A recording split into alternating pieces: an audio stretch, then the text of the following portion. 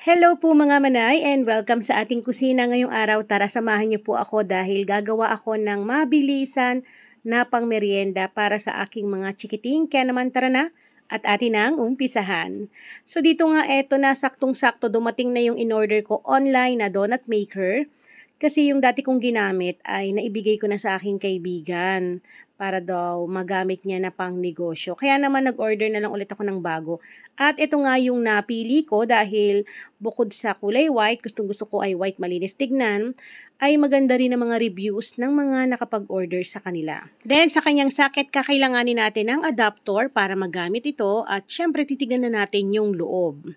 Ang kagandahan dito is non-stick pan na to mga manay at pwede kang makagawa o makapagluto ng 16 pieces na mini donut. Kaya pwede talagang pang negosyo. Lalo na kung papasukin nyo nga ang pagbibenta, kailangan ganito na kalaki para hindi siya ganoon kalakas sa kuryente. So mag-start na ako kasi nagmamadali na yung mga bata. So dito gagamit ako ng aking paboritong Easy Mix. Ito na yung aking gagamitin para naman mabilis na.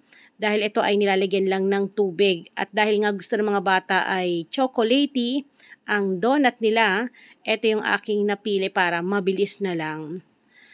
Then dito lalagyan ko lang to ng tubig. Yung 1 cup naglagay lang ako ng 1/3 cup ng tubig. Then mix lang natin.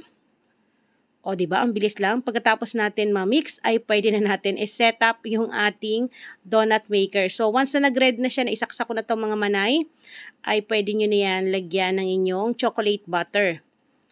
O yung ating cake butter. Then wag nyo rin pong masyadong paapawin dahil yan pa ay aalsa. At ang kagandahan dito, kahit di ka na magpahid ng oil, ay safe na safe kasi hindi siya didikit. At hindi rin to mahirap linisin. Iwa-wipe mo lang ng tissue towel o malinis na basahan, ay pwedeng-pwede mo na ulit gamitin. Then once na malagyan na natin, tatakpan lang natin to at hintayin lamang po ng wala pang 1 minuto. Then, charan! So, yes mga manay, marami ang nagtatanong, malakas ba yan sa kuryente? Hindi po, kasi wala pang 1 minuto, nakakagawa ka na ng 16 pieces na mini donut na pwedeng-pwede mong pambenta. O, diba mga manay, wala pang 1 minuto, nakapagluto na ako ng masarap na chocolate mini donut na siguradong magugustuhan ng aking mga chikiting. Siyempre, para presentable at excited ang mga batang kumain, nag-drizzle pa ako ng chocolate ganache, gamit ko ay chocolate fudge it at sinabayan ko na rin ng caramel fudge it para naman talagang level up ang merienda ng mga bata.